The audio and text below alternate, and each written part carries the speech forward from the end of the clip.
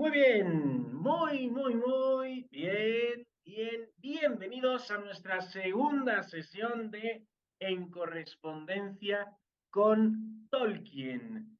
Ya estamos todos los que estamos conectados.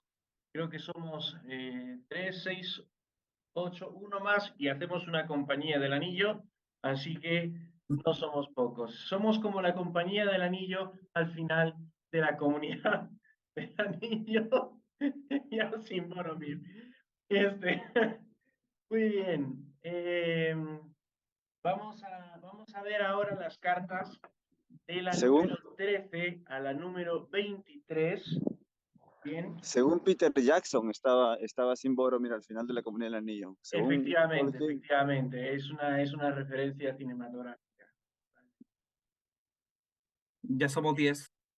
Ya somos 10, ¿no? Entonces ya hay un Nazgûl por aquí metido, no un Gollum siguiéndonos por, por Moria. Bueno, señores, entonces, como decía, vamos a ver las cartas de la 13 a la 23. Es una etapa genial. El Hobbit se publica, se convierte en un éxito. Empezamos a ver los primeros borradores de la Comunidad del Anillo.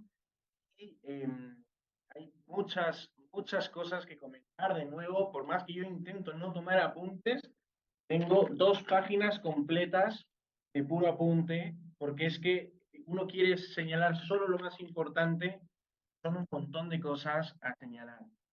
En la 13ª carta es genial que estén animando a Tolkien a ser el ilustrador único porque para la edición estadounidense se requieren más ilustraciones y Tolkien está medio reticente diciendo, oye, que de verdad, que no me tomen tan en serio como ilustrador y demás. Es interesante aquí, resalto una cosa que yo creo que es muy valioso comentarla, respecto de cómo Tolkien ve su misma obra.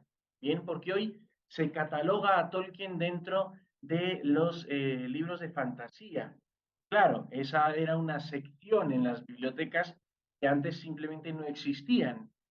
Y él nunca se considera a sí mismo literatura fantástica, sino que dice, guardo algunos dibujos en mi cajón, pero aunque representan escenas de la mitología de los lugares donde el Hobbit corrió sus aventuras, no ilustran realmente esta historia, porque él tenía, por lo tanto, tenía escenas ya de su mitología. Para él, su mundo es una mitología, no es un mundo fantástico, no es un mundo literario, es una mitología, lo que habla justamente de su comprensión del desarrollo, ¿ok?, de, de los relatos y demás.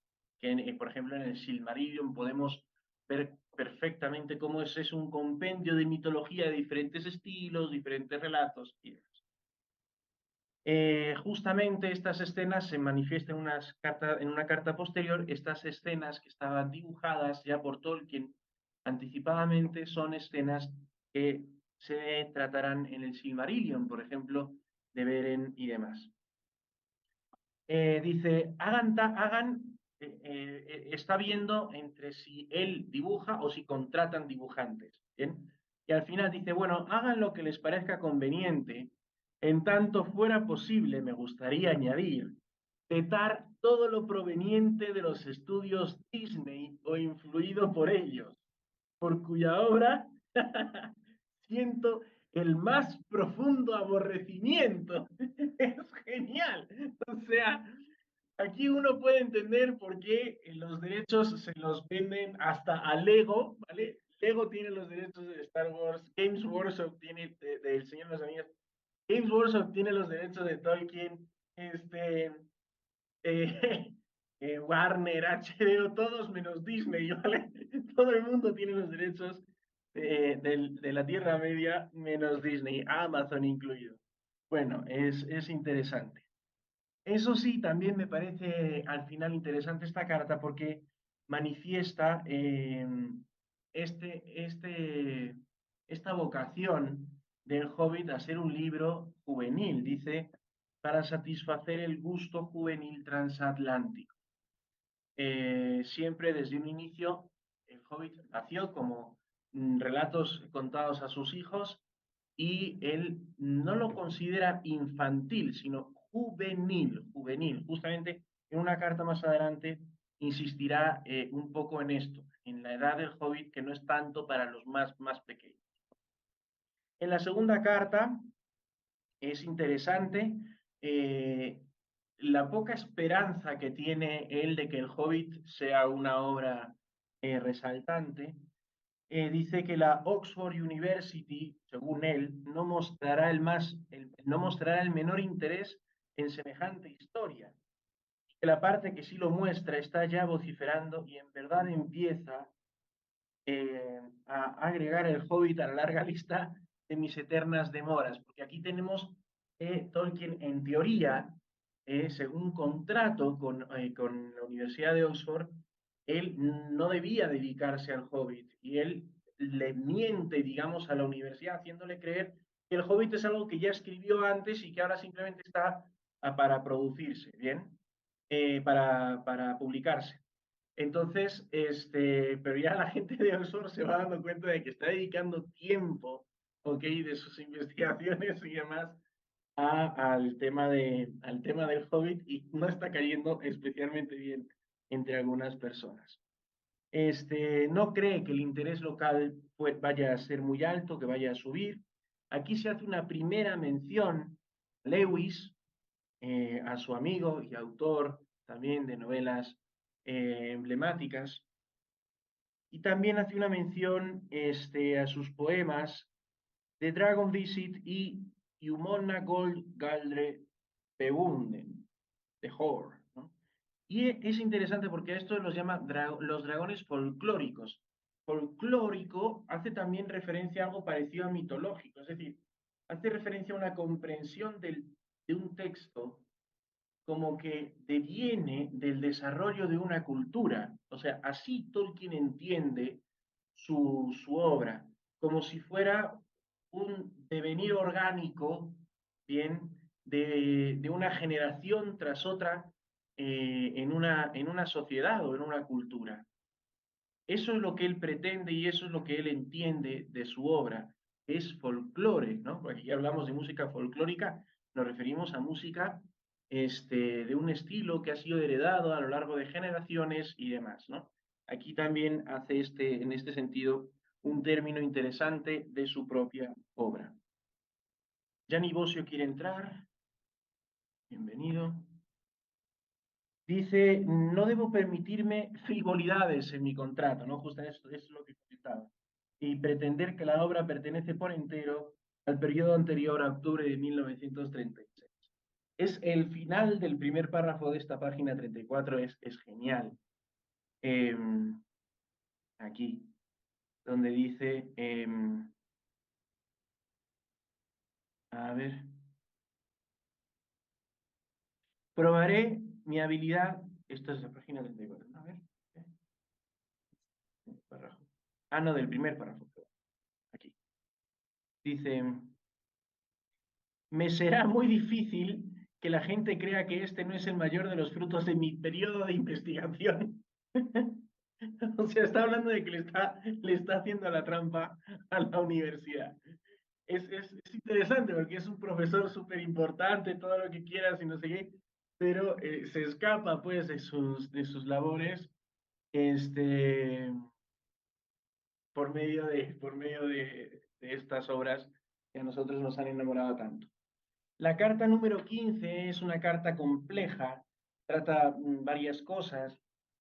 Es gracioso que aquí se ve pues que Tolkien no es un multimillonario, al menos no se comprende él a sí mismo como tal, y pide si le pueden pagar por sus dibujos extras, o sea, como para la edición estadounidense ha hecho unos dibujos extra, gracias a lo cual no han tenido que contratar a dibujantes, dice si pueden pagarle para pasar unas dificultades económicas a causa de unos gastos médicos. Aquí también hay un párrafo genial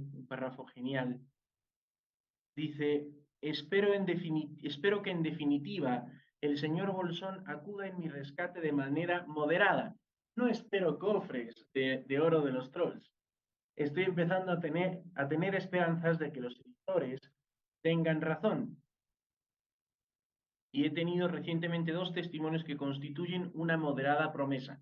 Por primera vez empieza a ver que el Hobbit podría tener un éxito mayor que el solo gusto personal por esa historia y gusto de sus hijos.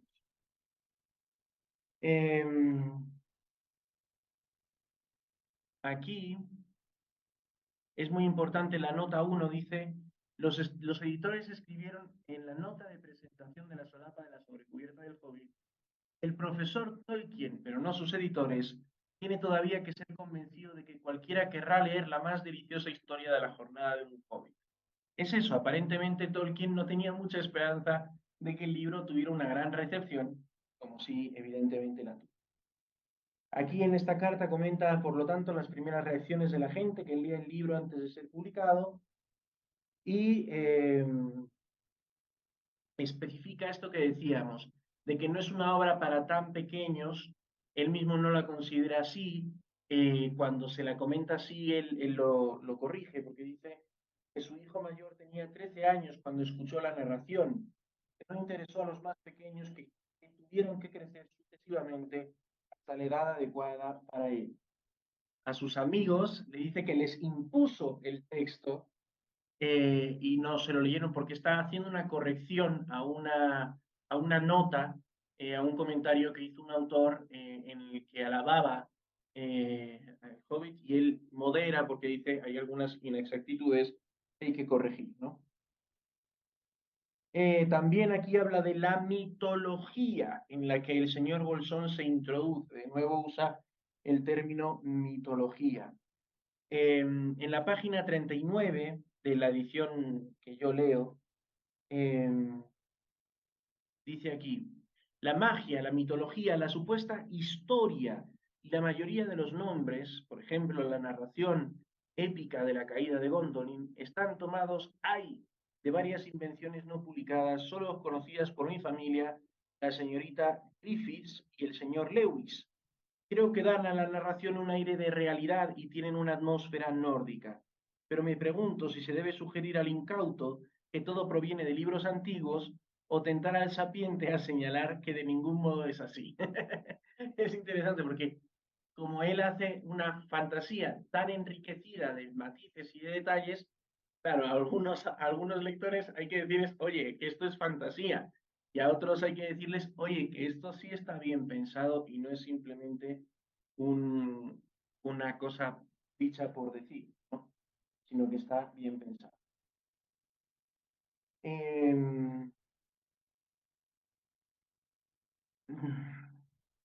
Dice, él continúa diciendo, puede que la filología, mi verdadero saco profesional de trucos, sea abstrusa, como se le decía en este comentario, y más comparable a las matemáticas de Dodson, que son las matemáticas del autor del libro de Alicia en el País de las Maravillas y Alicia a través del espejo, que era un matemático y que en su obra se manifiestan las matemáticas, pero no tratan propiamente de matemáticas, ¿no? Dice, de modo que el verdadero paralelo reside en el hecho de que ambas materias técnicas están ausentes de manera manifiesta. Igual, o sea, Tolkien era un filólogo, en su obra no hay filología propiamente, pero se nota pues todos los matices y todas las riquezas que un filólogo naturalmente pone en su obra, ¿no? Como diría, no sé si es Chesterton, creo que es Chesterton, no soy un escritor católico, sino soy un escritor. No, soy católico. Lo que pasa es que cuando escribo se me nota, ¿no? Podríamos decir que el autor de Alicia no es un escritor sobre matemáticas, pero matemático. Lo que pasa es que cuando escribe se le nota.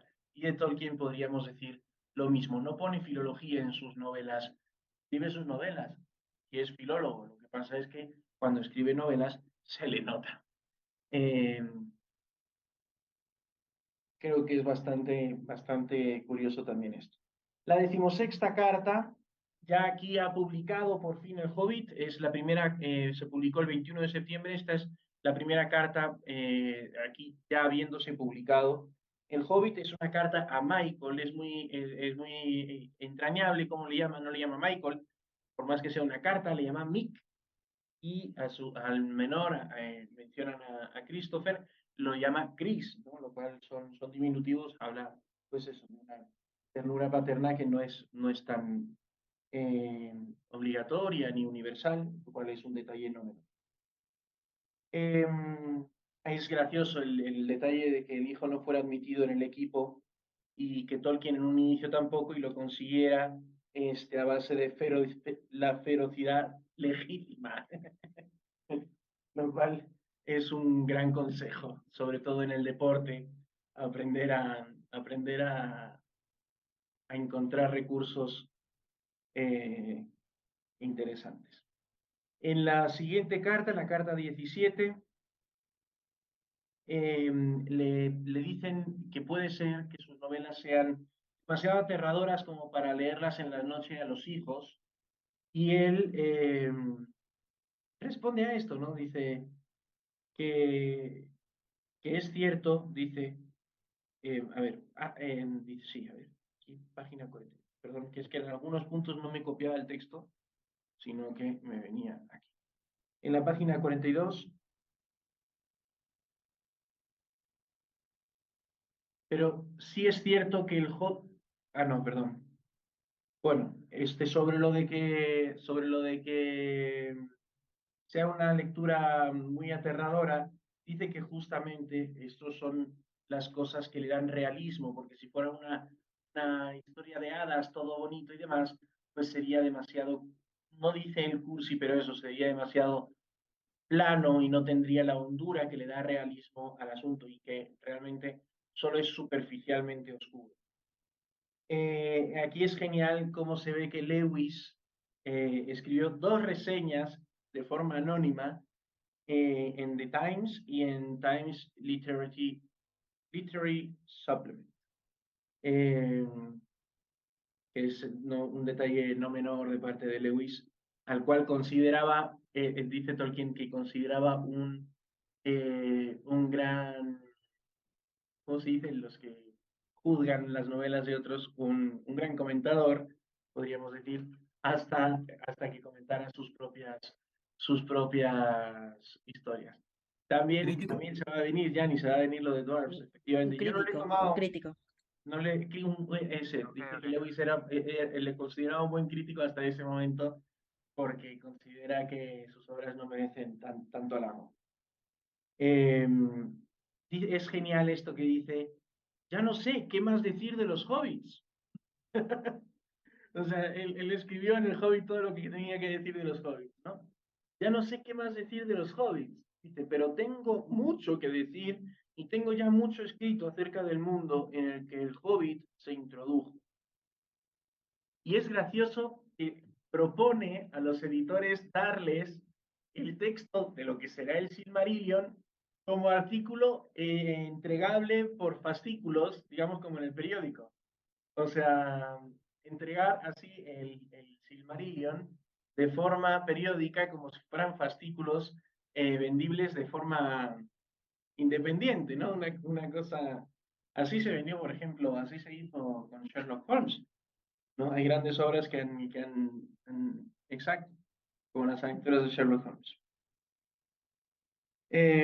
Ahora sí, quiero leer esto, dice, pero si es cierto que el Hobbit ha venido a quedarse y hay demanda de más acerca de él, iniciaré el proceso de pensamiento e intentaré encontrar alguna idea de un tema sacado de este material para ser tratado en un estilo similar y dirigido a una similar audiencia, posiblemente con inclusión de verdaderos hobbits. A mi hija le agradaría algo sobre la familia Tuco. Así que ya, ahí tenemos unos primeros guiños, ¿no? Unos primeros guiños que nos van mostrando cómo se fue componiendo la mente en la obra de El Señor de los Anillos. Continúo leyendo. Un lector quiere más detalles sobre Gandalf y el nigromante, pero eso es demasiado oscuro, en exceso para el inconveniente que apunta Richard Hughes, ¿no? De que no es una novela que se pueda leer a los niños en las noches. Me temo que ese inconveniente aparece en todo. Aquí esto es lo que quería leer. Aunque en realidad la presencia de lo terrible, aun cuando se ve solo en las fronteras, es, creo, lo que da a este mundo imaginado su verosimilitud. Un país de las hadas sin riesgos es infiel a todos los mundos.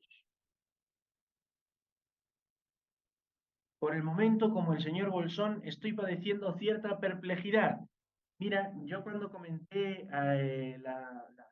en la reunión del lunes que el Hobbit era una especie, fue en la reunión no, en la reunión del día del sábado, el día de la Tolkien, que el Hobbit era una especie de eh, camino inesperado de un Hobbit y que al mismo tiempo el Hobbit es un camino inesperado de Tolkien, una aventura que ni él mismo se imaginaba.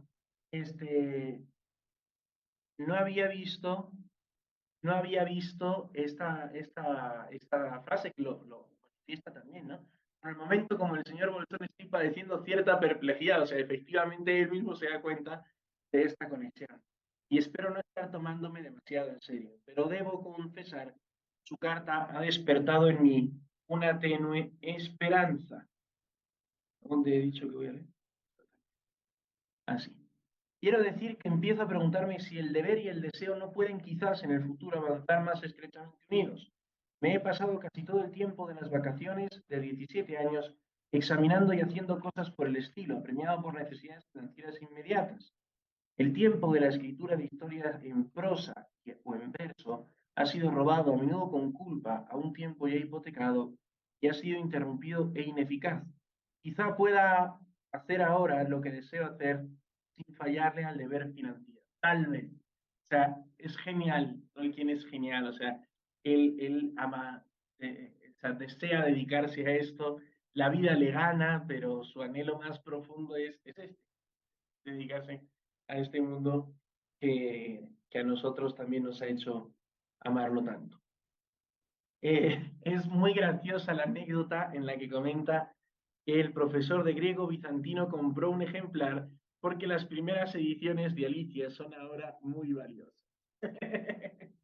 No me quiero imaginar lo valioso que es ahora ese libro que se compró el profesor de griego bizantino. Imagínense si él lo consiguiera vender, o bueno, sus descendientes lo consiguieran vender, sería un libro valiosísimo, no solo por ser la primera edición, sino por aparecer esa anécdota en sus cartas.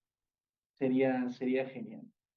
La carta 18 es cortísima y merece la pena leerla entera porque es casi un WhatsApp, o sea, eh, dice que el editor le había escrito, creo que hay motivos para su tenue esperanza. Rara vez sucede que un escritor para niños quede firmemente establecido con un solo libro, pero no tengo la menor duda de que usted lo hará muy rápido. Es usted una de esas personas raras, dotadas de genio, y a diferencia de otros editores, esta es una palabra que no he utilizado ni media docena de veces en 30 años de... Y él responde, gracias por su carta tan alentadora, empezaré algo pronto y se lo presentaré a su muchacho en la primera oportunidad. Aquí es un anuncio de que se anima definitivamente a escribir El Señor de los Anillos. Parece que le costara, literal, es como un rechazo a la aventura. O sea, en el camino del héroe tú tienes el llamado a la aventura, ¿ok? Y el rechazo a la llamada, que es el segundo elemento. Sí o sí, todo héroe necesita eso, propio o por circunstancias ajenas que le impiden. Por ejemplo, en Luke Skywalker, sus tíos no son lo que no le dejan. Hasta que sus tíos no se mueren, no se puede ir de aventuras y más. Entonces siempre hay un rechazo a la llamada y pareciera que la historia de Tolkien está en ese sentido acorde al arco heroico que él tan bien maneja. La carta 19 es del 16 de diciembre de 1937, es decir, apenas 9 días antes de Navidad, y él todavía no había escrito la carta de Papá Noel de ese año. Bien, porque aquí lo confirma, que él todavía no había escrito la carta. Comenta que han recibido una carta desfavorable del Silmarillion y la gesta de Beren y Lucien, pero él se lo toma, o sea, se lo toma súper deportivamente, o sea, la crítica se la toma de forma súper deportiva, es decir, le parece genial que no sea tan mala la recepción como lo que él esperaba. O sea, él esperaba que lo trataran, pero fatal, ¿vale? Lo tratan mal y él está contento porque no lo han tratado tan mal. Porque según él, o sea, le da vergüenza, en cierto sentido le da vergüenza este mundo que ha creado y compartirlo. Entonces dice, no, ¿qué van a decir de mí, no? Y bueno, al menos han dicho que está mal mis poemas, pero bueno, son borradores, así que no hay problema, pero no le ha parecido mal esto y esto y esto otro y esto otro. Así que es genial, o sea, te dan con palo y él feliz, porque porque él tiene, o sea, tiene una esperanza de que esto triunfe muy pequeña, ¿no? Es genial. Se comentan justamente en las cartas de Papá Noel, que eventualmente pues serían publicadas. Y aquí también merece mucho la pena. Dice, he tenido cierta sensación de miedo y congoja del todo ridícula, pues excluyo todos estos disparates privados y amados. Y creo que si a usted le hubieran parecido igualmente disparatados, me habría sentido realmente aplastado. Es esto, o sea, para él compartir el texto del Silmarillion es como desnudarse, ¿ok? Y que el editor le diga que está bien, que le han gustado, es una cosa genial para él. Interesante que insista en que no son cuentos celtas ni son nombres celtas, ¿no? Sino que es una especie, pues eso, de folclore o de mitología propia. Eh, Dice que los cuentos celtas son de disgusto para él, en gran parte por su fundamental sin razón. También da con palo y cuando quiere dar con palo, da con palo bien dado. Eh, Dice, este párrafo es largo, pero lo voy a leer completo porque es genial. Dice, no creí que nada del material que le dejé serviría, pero quería saber si parte de él tenía algún valor exterior extrapersonal.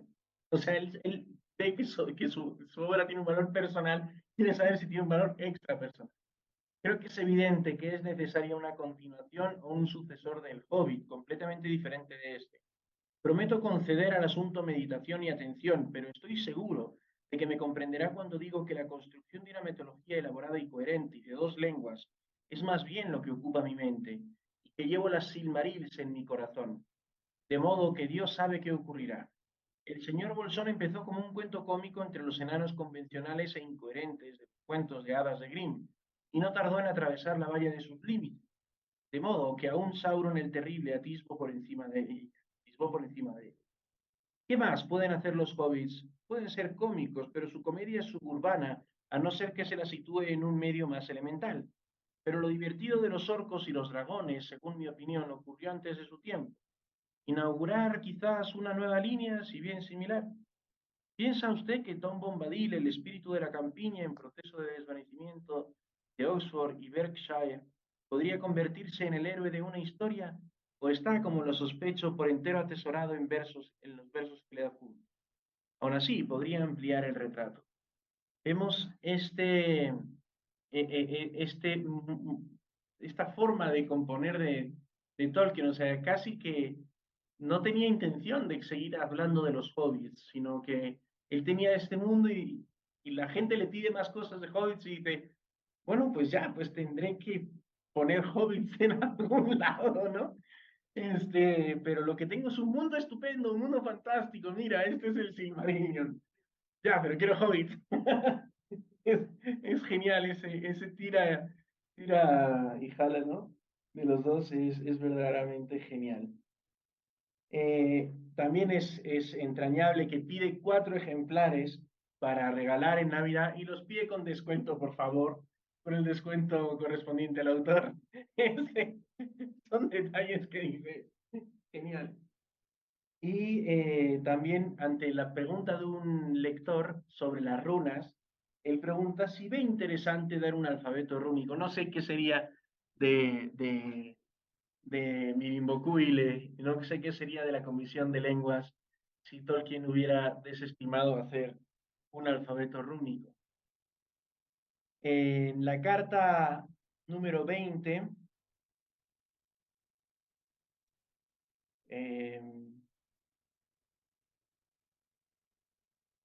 aquí no sé qué me he puesto, yo no, ni entiendo mi propia letra.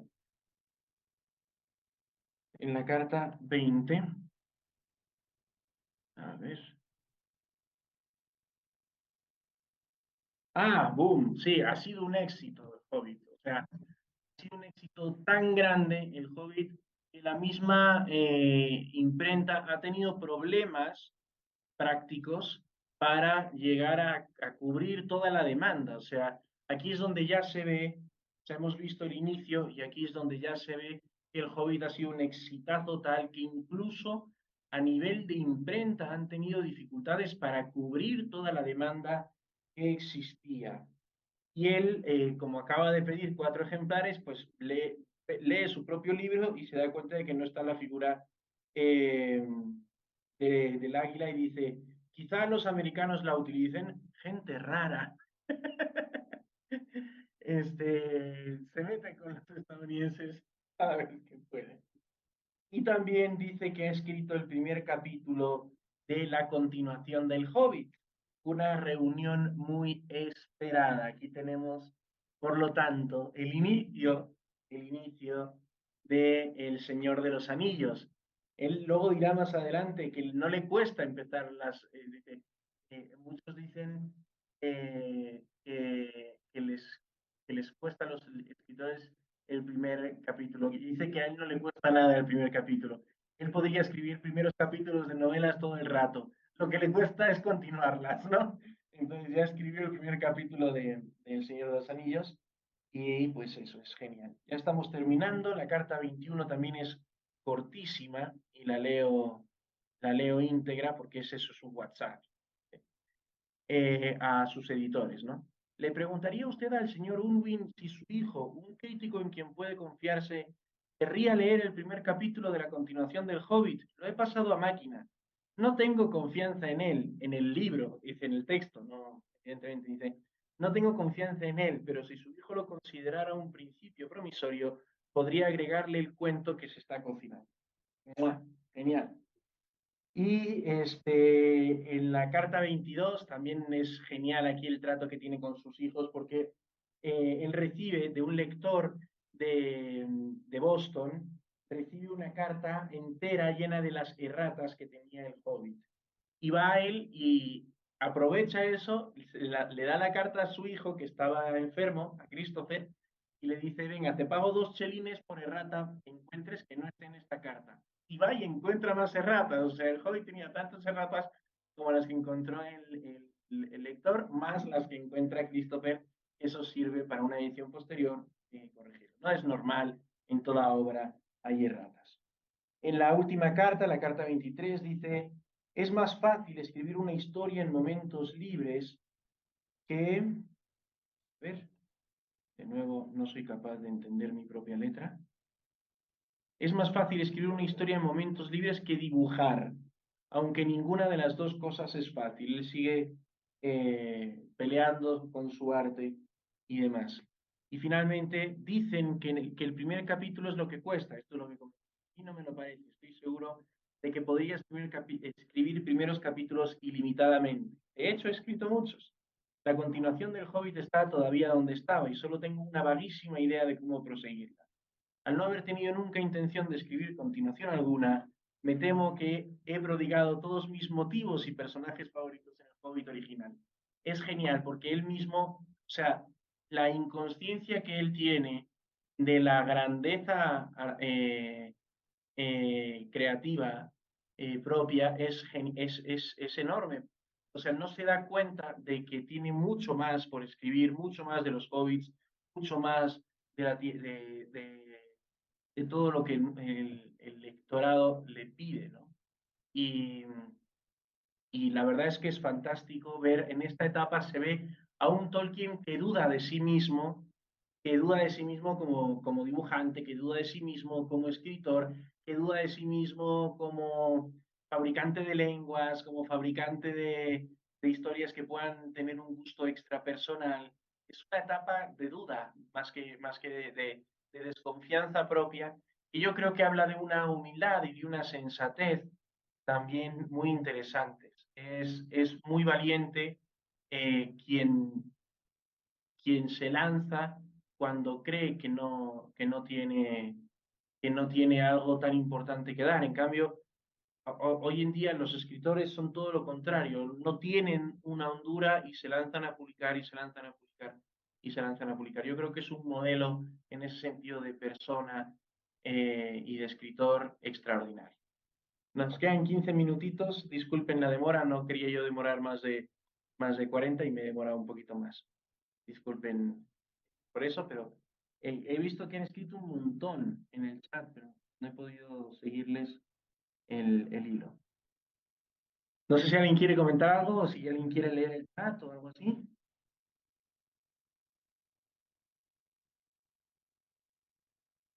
Blanca, ¿qué te cuentas? Estábamos, lo que pasa es que me gustó mucho la pregunta de Jano, sobre qué edad tenía el niño, el que es el hijo de Urwin, ¿no? Tenía 10 años cuando se le dio el libro y le gustó, porque de hecho el profesor dice, lo considera un buen crítico, ¿no? Por eso le da el primer capítulo de la comunidad. Entonces, nada, o sea, verdad que los niños son espectaculares porque ellos te van a decir lo que piensan y te van a decir si me gusta, no me gusta. Oye, ¿y qué pasaría si? Bueno, mamá, pero ¿qué pasa? Lo que me dice también Alejandro, ¿no?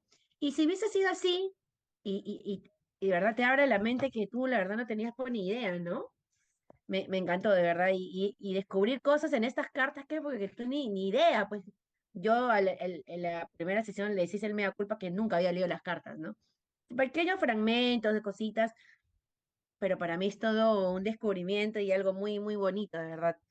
Es, es ver más allá de la persona que escribió una de tus historias favoritas y ver sus sentimientos, sus miedos, frustraciones, sus esperanzas, oye, ¿funcionará? ¿No funcionará?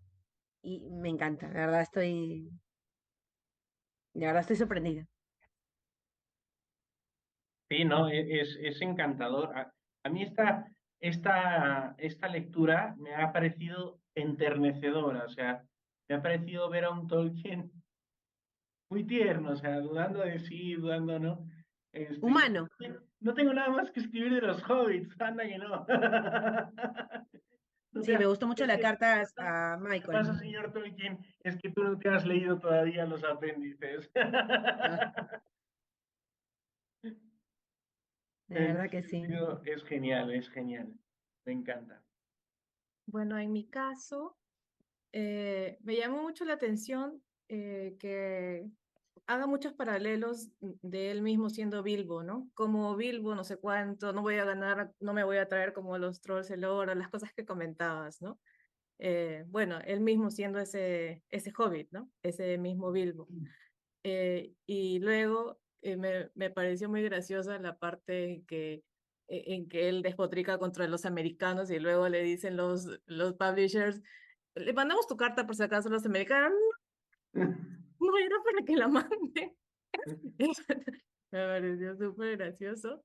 Eh, Me puse a buscar en ese momento, porque cuando dicen Disney, uno piensa en Disney de hoy, ¿no? Pero ha tenido también toda una historia y digo, ¿cómo habrá sido el Disney de esa época? Me puse a buscar a ver qué era lo que no le gustaba, ¿no? O de su estética, qué sé yo. La verdad que era feíto, ¿no? El Mickey Mouse, esas cosas. Eh, pero bueno, No, pero para 1937 ya estaba Blancanieves. se publicó en 1930, salió en 1937. Sí, ¿no? Sí, ¿no? Sí, Ajá, casi el paralelo, sí, porque, sí, sí. porque me puse a buscar, me puse a ver más o menos la fecha y justo también salió en esa época. Y él mismo menciona que también había agarrado algo de los hermanos, no sé qué, que son los de los enanos por ahí, pero bueno, en su Los propia hermanos Grimm. Grimm, en su propia enanería, ¿no? O sea que cuando empezó el Hobbit pensó en hacer algo así, pero luego el Hobbit se salió de Se sus fue, límites. se fue por donde, Ya. bueno, como vamos viendo cómo se desarrolla la mente de él, ¿no? Cómo va y no se detiene, ¿no? Nunca para.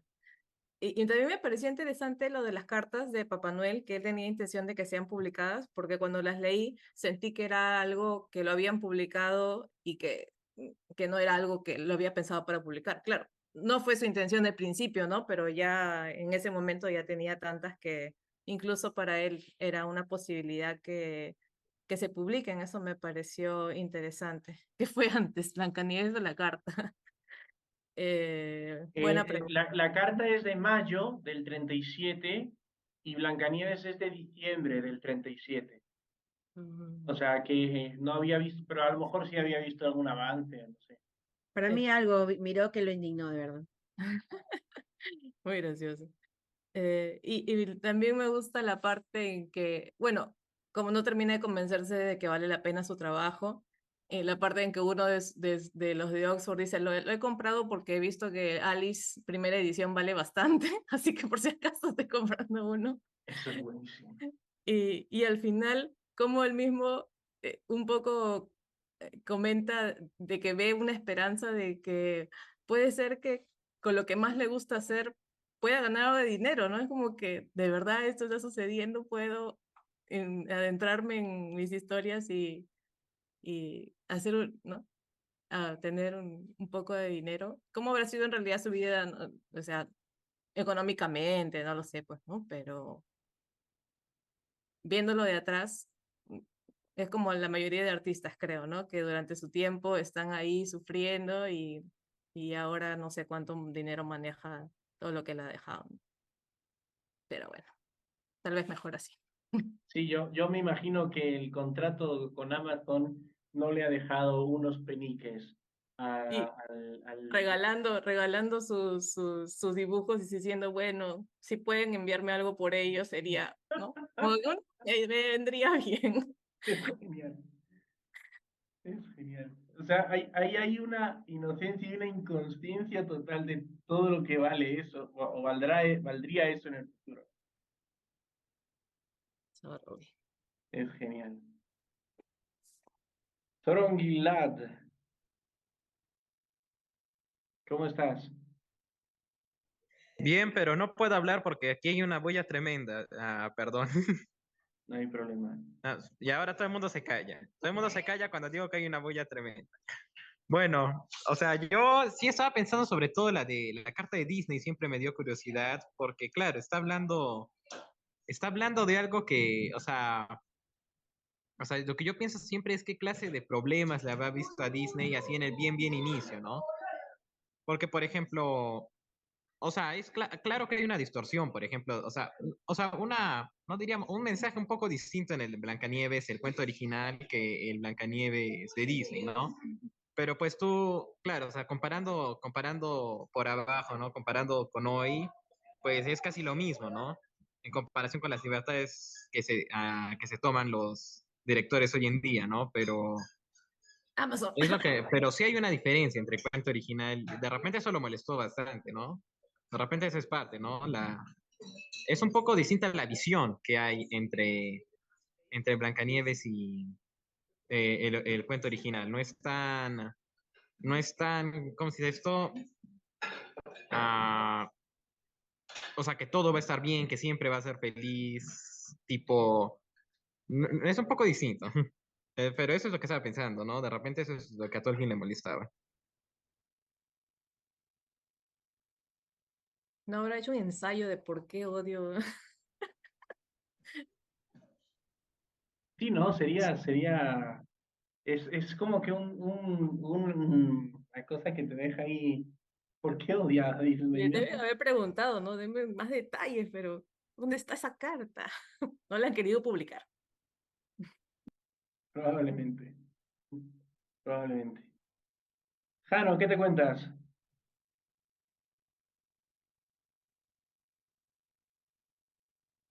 Aquí todo bien, estoy viendo el tema de la asistencia, así que bien.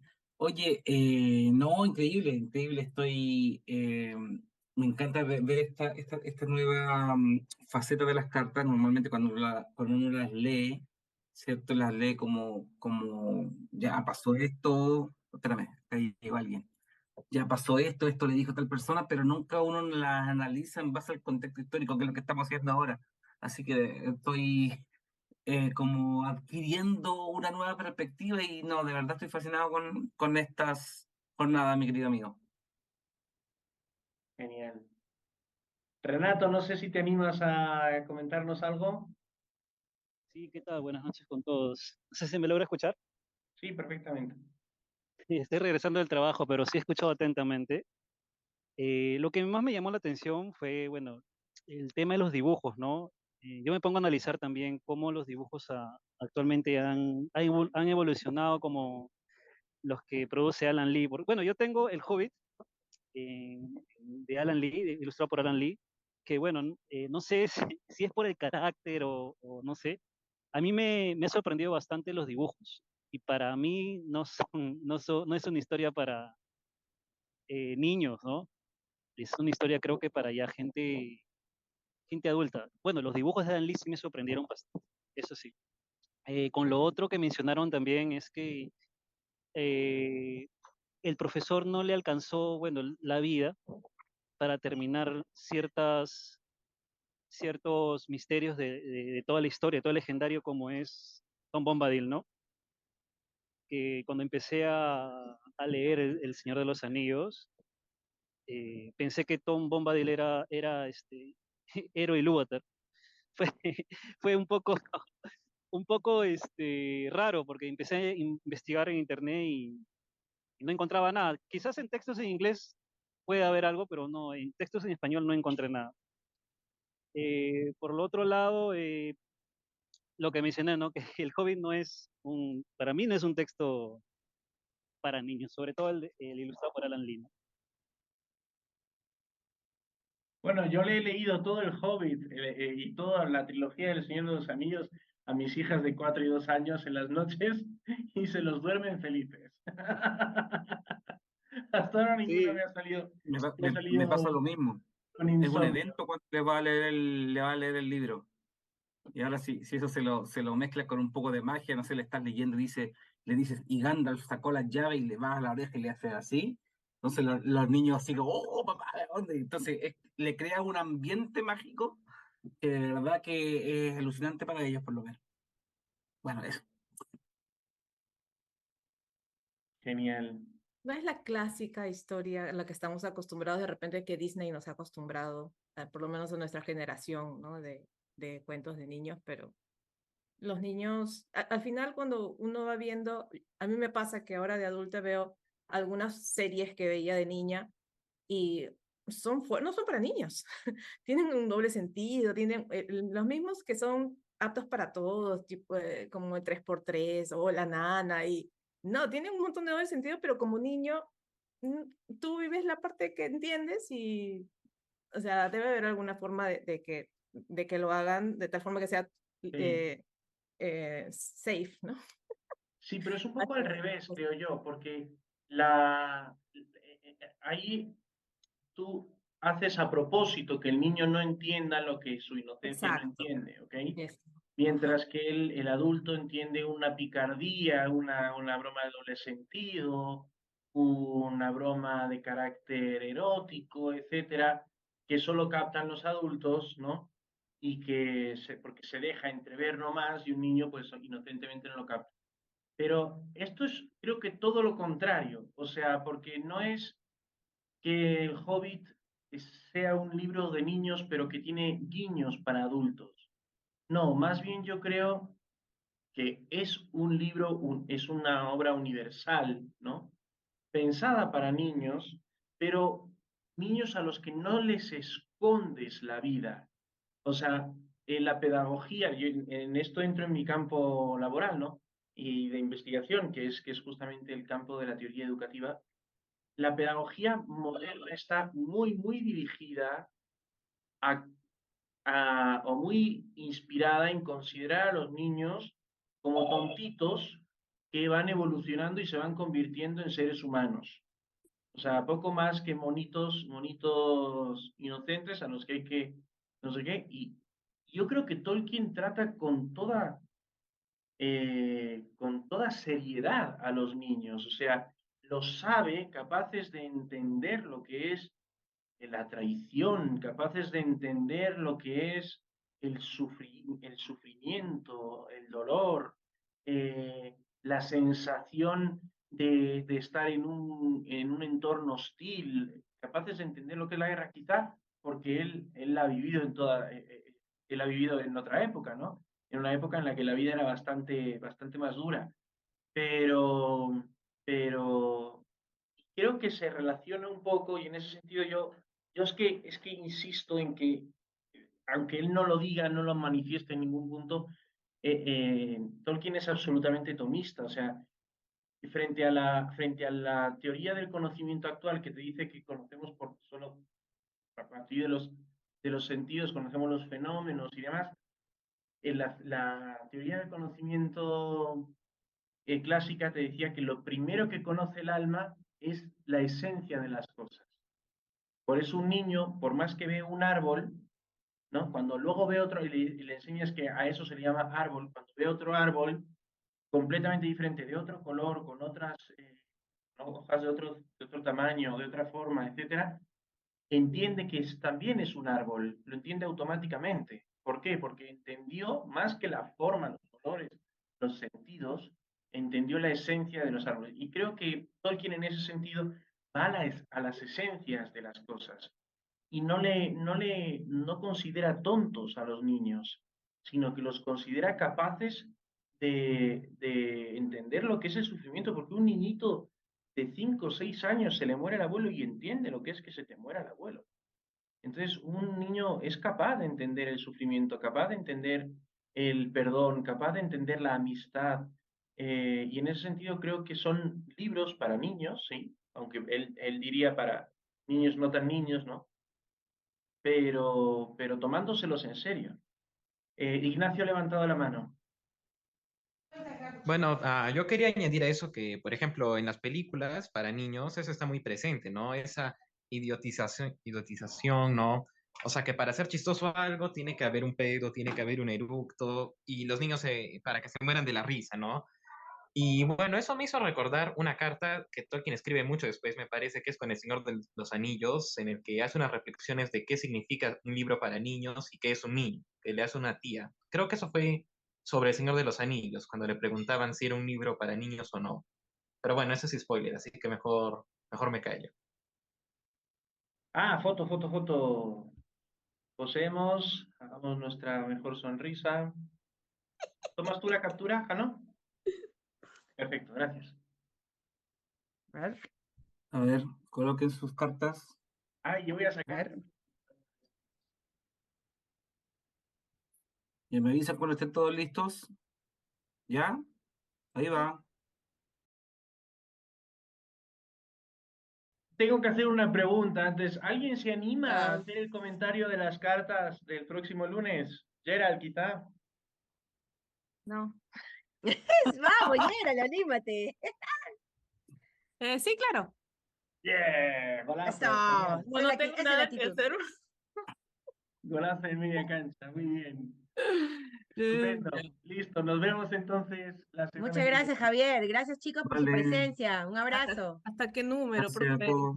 Yo Ya está, te ya, del 24. te lo mando por WhatsApp. Ya vale. Sí. Un abrazo, chao.